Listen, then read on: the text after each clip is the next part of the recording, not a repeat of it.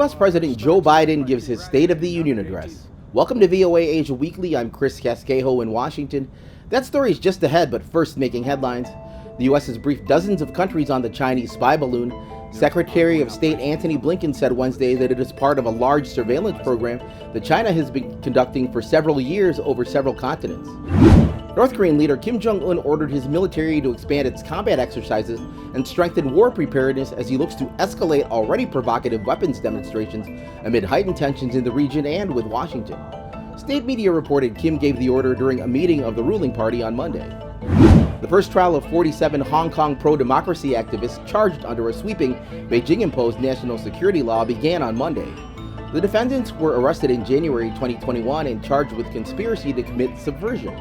They are accused of participating in an unofficial primary election organized by democracy supporters in 2020. China will offer emergency humanitarian aid in the equivalent of $4.4 million to earthquake-hit Syria, as the death toll from the devastating earthquake in Turkey and Syria jumped to more than 17,000 on Thursday. Sri Lanka's economy can achieve economic growth again by the end of this year, and the government hopes to lift the country out of its economic crisis by 2026. President Ranil Wickremesinghe told Parliament on Wednesday.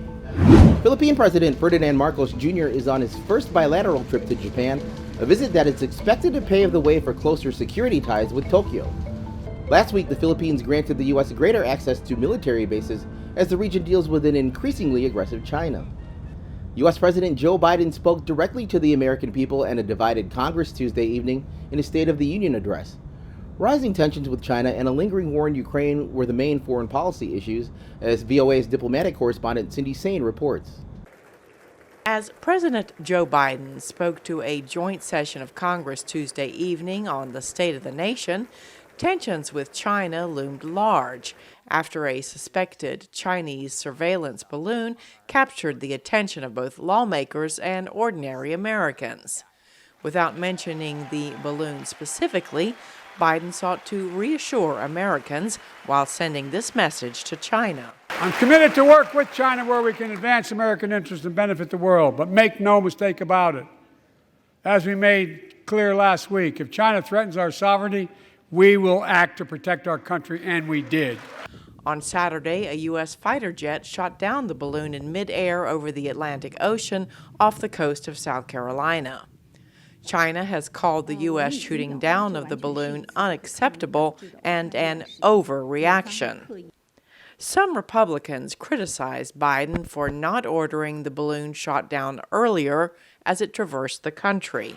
They may be looking for a tougher stance on China, Michael Kugelman of the Wilson Center told VOA. So he was not taking a forceful hawkish position. He was leaving open some space for conciliation. And I really don't think those members of Congress that want a more hardline stand would have been satisfied with what he said tonight. Russia's war against Ukraine was also featured in Biden's address. The U.S. has committed more than $27 billion in security assistance to Ukraine. Biden said Russian President Vladimir Putin's invasion 1 year ago was a test that America passed. We united NATO. We built a global coalition. Some Republicans have been skeptical of military aid to Ukraine, but that was not the case when Republicans in the chamber, including House Speaker Kevin McCarthy, appeared to strongly support Biden's remarks. Apart from the war in Ukraine and a long-planned pivot to Asia, President Biden is planning for the first visit to sub-Saharan Africa by an American president since 2015. Cindy Sain, VOA News, Washington.